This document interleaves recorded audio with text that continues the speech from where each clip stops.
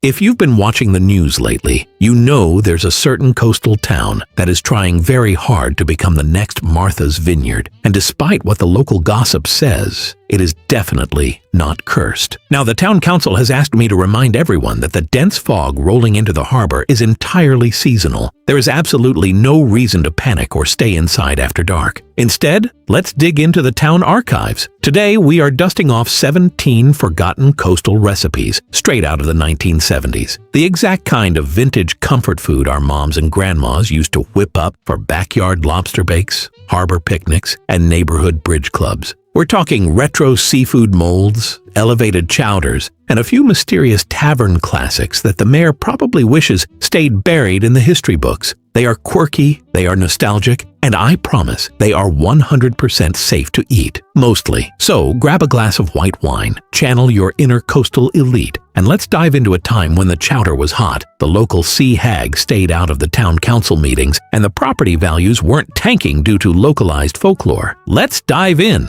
1. The Driftwood Diner Tuna Melt. Now, if you've been watching the hit streaming series Widow's Bay lately, you already know that the culinary service at their fictional Driftwood Diner leaves a lot to be desired. Poor Patricia ordered a comforting chicken parm and ended up with a sad, bunless turkey patty and a single sausage link. So today, as a fun fan tribute to the show, we are taking matters into our own hands. We are recreating our own 1970s version of that famous open-faced diner tuna melt, but made properly. To keep this authentic to the actual 1970s coastal archives, we aren't skimping on the comfort. We start with 2 cans of high-quality flaked tuna, drained. Then we toss in a 1/4 cup of finely diced celery for that classic crunch, a tablespoon of sweet pickle relish, a squeeze of fresh lemon, and just enough real mayonnaise to hold it all together. Next, we grab some thick-cut English muffin halves or sturdy sourdough. Pile that tuna salad high. To make it a true 1970s masterpiece, we drape a thick slice of sharp New England cheddar right over the top. Pop it under the broiler for about 3 to 4 minutes until the cheese is beautifully blistered, golden brown, and bubbling. Look at that. It's warm, it's nostalgic, and unlike the rough boat rations featured in the show's later episodes, it doesn't involve cold canned meat. Best of all, it's 100% guaranteed to satisfy the real-life nostalgia crowd and distract any visiting tourists. Now, before we get to number 2, the lawyers, and by lawyers I mean the fictional town council, have asked me to issue a brief statement. They want to make it absolutely clear that this kitchen is a completely independent enterprise. We have zero official affiliation with the network broadcasting the show, and we are strictly a fan-made parody. They also want me to remind you that the dense fog rolling into the harbor is entirely seasonal. But let's stick to the cooking, shall we? 2. Patricia's Chicken Parm. Special. Moving right along, we have to look at a dish inspired by the absolute peak of local dining inefficiency. If you're familiar with our favorite fictional bay, you probably felt a deep wave of sympathy for poor Patricia's takeout order. As mentioned a bit ago, she ordered a comforting classic chicken parmesan, but due to some legendary diner blundering, she opened her box to find a sad, bunless turkey patty, a single sausage link, and 1 piece of lettuce. So today, we are correcting that tragic culinary mistake with a gorgeous, authentic 1970s deconstructed chicken parm. This was a massive hit in mid-century community cookbooks because it was quick, cozy, and perfect for neighborhood block parties. We start with crispy, golden chicken cutlets baked right into a vintage casserole dish. Smother them in a rich, herby tomato sauce and layer it heavily with melty mozzarella and a mountain of Parmesan cheese. Bake it until it's bubbling and golden brown. It gives you all the comfort of the traditional dish without the fuss, and more importantly, it is guaranteed to actually contain chicken. No sad sausage links or lonely lettuce leaves required. 3. The Captive's Coastal Appetizer Platter. For number 3, we are diving into a combination that is a direct, hilarious nod to Richard Warren's rather restrictive captive diet on that boat. If you've seen the series, you know his captors didn't exactly provide 5-star catering, feeding him nothing but canned star-kissed tuna and Vienna sausages. Surprisingly, he scarfed it down with wild, frantic gusto. But believe it or not, back in the 1970s, putting canned meat on a platter wasn't a punishment. It was actually considered the ultimate coastal cocktail party starter. To elevate this into a true 1970s mid-century classic, classic our moms would be proud of, we are turning those exact ingredients into a retro cocktail sausage glaze and a classic coastal tuna log. First, we take those little Vienna sausages and simmer them in a sweet and tangy glaze made from chili sauce and grape jelly, which was an absolute blockbuster hit at neighborhood bridge clubs back in the day. Then we blend the canned tuna with cream cheese, a dash of liquid smoke, and fresh herbs, chilling it into a beautiful spread to serve alongside retro butter crackers. Stick a few fancy frilled toothpicks in there, and you have a vintage appetizer platter that screams 1970s hospitality. It's smoky, it's nostalgic, and it is a massive step up from being trapped at sea. Your guests will absolutely love it, and best of all, no captivity is required. 4. Sunset Party Crab Cakes. Next, we are moving uptown to recreate a dish that made an appearance at the town's ill-fated Sunset Cocktail Party. If you've been following along, you know Patricia tried so hard to be the ultimate coastal hostess. She laid out upscale snacks, passed out the free drinks, and even served beautiful coastal crab cakes during the Sunset Cocktails event in a desperate bid to prove the island is just like Martha's Vineyard. Unfortunately, she took advice from a bizarre self-help book, and the entire gathering quickly spiraled into total madness. But today, we are skipping the sinister self-help advice and keeping strictly to the 1970s culinary gold. Back then, elegant crab cakes were the absolute crown jewel of New England entertaining. To make these authentic to the 70s archives, we start with 1 pound of jumbo lump crab meat. In a bowl, fold in a 1/4 cup of crushed saltine crackers, a splash of heavy cream, 1 egg, a teaspoon of Dijon mustard, and a generous shake of Old Bay seasoning. The trick from the old community cookbooks is to use just enough binder to hold it together, so the sweet crab is the star of the show. Shape them gently into thick patties and let them chill in the fridge for 20 minutes to set. Then pan-fry them in a skillet with melted butter for about 4 minutes on each side until they have a gorgeous, crispy, deep, golden brown crust. They are light, flaky, and absolutely decadent. It is the perfect recipe to impress the neighborhood crowd or a skeptical travel writer. Just make sure your guests don't fall under a mysterious influence before the platter is empty. 5. Patricia's Sunset Punch. For number 5, we are washing everything down with a beverage inspired by that exact same chaotic gathering, Patricia's Sunset Punch. While she was busy passing around those fancy crab cakes, she was also aggressively pushing a bright, fruity signature cocktail on her guests. Now, if you watched the show, you know that the party quickly dissolved into total, sinister madness right after the drinks started flowing. But luckily, today, we are skipping the strange psychological side effects and sticking strictly to 1970s liquid gold. The 1970s was the absolute high watermark for the neon-colored, sugary party punch. Every neighborhood potluck, baby shower, and bridge club had a crystal bowl sitting right in the center of the table. To make this authentic to the era, we start with a large punch bowl and pour in 2 cups of white rum or vodka, though you can easily keep it mocktail-friendly by leaving the alcohol out. Next, we add 4 cups of pineapple juice, 2 cups of orange juice, and a heavy splash of grenadine right down the side of the bowl to create that beautiful, layered sunset gradient effect. Right before your guests arrive, pour in a 2-liter bottle of ginger ale for that mandatory mid-century fizz. Float a few slices of fresh oranges and maraschino cherries on top, and you have a gorgeous, refreshing coastal drink. It is sweet, it is bubbly, and I promise it will keep your guests perfectly happy and completely ordinary. Just tell everyone to pace themselves. Now that we've successfully survived the local diner menu, braved the town council's lawyers, and avoided whatever was lurking in the Sunset Punch Bowl, it's time to head much deeper into the official 1970s town archives. For numbers 6 through 17, we are leaving the fictional gossip behind and diving into the real-world, authentic New England coastal dishes that our moms and grandmas actually made. These are the exact types of dishes that filled New England community cookbooks, standard country club menus, and backyard potlucks during the 1970s. 6. The 1970s Cream Cheese Seafood Ball. Kicking off our journey into the true vintage archives at number 6, we have an absolute powerhouse of mid-century entertaining, the 1970s Cream Cheese Seafood Ball. Back in the day, you literally could not host a neighborhood potluck, a holiday cocktail party, or a Friday night bridge club without one of these sitting proudly right in the center of the table. It was the ultimate status symbol of a gracious coastal hostess. To make this recipe accurate to the old spiral-bound community cookbooks, we start with 2 blocks of softened cream cheese, blended with a splash of Worcestershire sauce, a dash of garlic powder, and a squeeze of fresh lemon juice.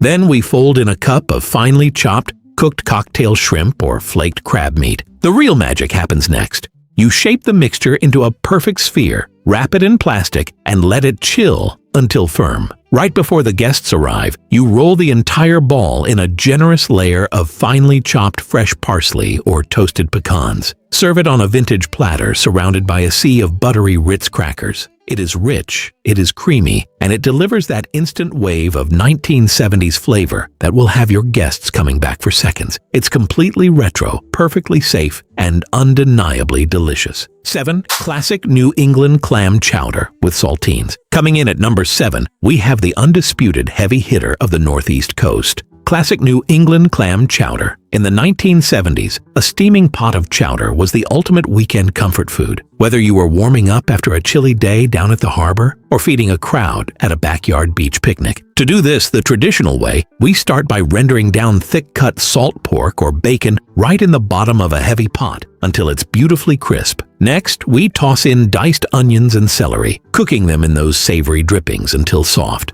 We add cubed russet potatoes, a bottle of clam juice, and let it simmer until the potatoes are completely fork tender. Then comes the main event, 2 cans of chopped sea clams, followed by a generous pint of heavy cream or half and half. The golden rule from the old coastal archives is to never let the chowder boil once the cream goes in, or it will separate. Let it gently heat through, season it heavily with black pepper, and serve it piping hot with a handful of oyster crackers or crushed saltines. It's thick, smoky, incredibly rich, and the perfect reminder of why we love coastal living. 8. Shimmering salmon mousse gelatine mold. At number 8, we are stepping directly into the wildest culinary trend of the decade with the shimmering salmon mousse gelatine mold. Now, if you entertained in the 1970s, you know that putting savory food into gelatin was practically a law. It was elegant, it was dramatic, and it was the ultimate way to show your friends at the yacht club that you possessed true culinary sophistication. To recreate this vintage showstopper, we start by dissolving unflavored gelatin into a mixture of hot clam juice and lemon. In a separate bowl, we blend together 2 cans of wild pink salmon, making sure to remove any bones, along with a cup of real mayonnaise, a splash of liquid smoke, finely minced celery, and fresh dill. Once that's smooth, fold the gelatin mixture right in. Pour everything into a decorative oiled copper fish mold and let it chill in the fridge until set. When it's time to serve, you hold your breath, invert the mold onto a platter lined with fresh parsley, and watch it slide out beautifully. It has a delicate smoky flavor, a perfectly smooth texture, and looks exactly like a piece of edible art straight out of a 1974 entertaining guide. It's quirky, it's nostalgic, and it is a guaranteed conversation starter for any modern dinner party. 9. Retro shrimp cocktail with spicy horseradish sauce. Sliding into number 9, we have the ultimate hallmark of 1970s fine dining, the retro shrimp cocktail. Back then, if you wanted your dinner party to feel upscale and glamorous, this was the exact appetizer you set down in front of your guests. It was simple, elegant, and screamed coastal luxury. The secret to keeping this authentic is all in the homemade cocktail sauce. We skip the store-bought jar and mix together 1 cup of classic Heinz ketchup, 2 generous tablespoons of prepared horseradish for that signature sinus-clearing kick, a squeeze of fresh lemon, and a few shakes of Worcestershire sauce. To serve, you grab your favorite vintage glassware, hang plump, perfectly chilled jumbo shrimp right over the rim, and dollop that spicy sauce right in the center. It's clean, it's refreshing, and it delivers that crisp, nostalgic bite that never actually goes out of style. 10. Deviled stuffed clams. Coming in at number 10, we have a true New England legend, deviled stuffed clams, though depending on which part of the coast you're visiting, you might hear the locals call them quahogs or simply stuffies. This dish was an absolute staple on every seaside boardwalk and harbor restaurant menu throughout the 1970s. To make these authentic, we use those massive, thick quahog shells as our natural baking dishes. The filling is a beautiful mix of chopped clam meat, finely diced onions, celery, and minced garlic, all sautéed in plenty of melted butter. To give it that signature 1970s texture, we fold in crushed buttery Ritz crackers, a splash of clam juice, and a pinch of cayenne pepper for warmth. Spoon that savory mixture right back into the shells and bake them at 400 degrees until the tops are golden brown and sizzling. They are buttery, briny, and packed with coastal history. It is a legendary New England bite that is completely foolproof. 11. Creamy Seafood Newburg. At number 11, we are revisiting the absolute height of 1970s elegance, Seafood Newburg. Back then, if you were dining at a high-end harbor yacht club or hosting a formal dinner party, this rich, decadent dish was always the star of the evening. We sauté tender shrimp and scallops in a glorious velvety sauce made from heavy cream, egg yolks, melted butter, and a generous splash of dry sherry. The aroma of that warm sherry filling the kitchen is pure comfort. Spooned hot into flaky, golden puff pastry shells, it is a luxurious, buttery taste of coastal history that defined mid-century fine dining. 12. The Yacht Club Hot Crab Dip. Next, we have a true party classic, the Yacht Club Hot Crab Dip.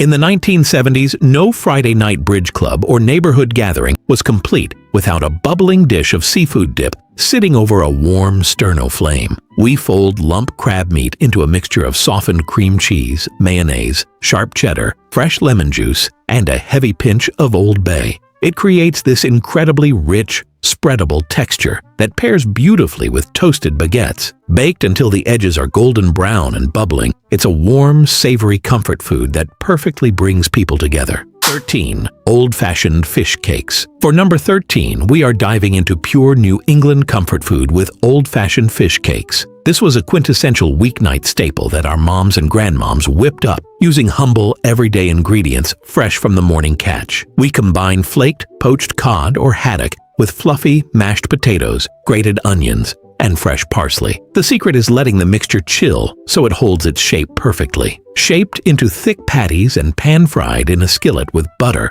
until a crispy, deep golden crust forms on both sides. They are simple, hearty, and taste exactly like childhood summers by the water. 14. Curried Shrimp Salad Lettuce Cups. Sliding into number 14, we have a dish that highlights the 1970s obsession with exotic spices. Curried shrimp salad. Mid-century home cooks loved adding a pinch of curry powder to classic mayonnaise-based salads to give them a modern, worldly twist for afternoon luncheons. We toss plump, chilled cocktail shrimp with diced celery, green onions, real mayo, and just a hint of yellow curry powder to give it that beautiful golden hue. Served chilled inside crisp iceberg lettuce cups, it is a bright, refreshing, and beautifully nostalgic bite that always surprises people. 15. Ritz Cracker Haddock Casserole. At number 15, we are celebrating a legendary coastal tradition, the Ritz Cracker Haddock Casserole. This dish filled the pages of every single New England church and community cookbook throughout the decade because it was completely foolproof for busy weeknights.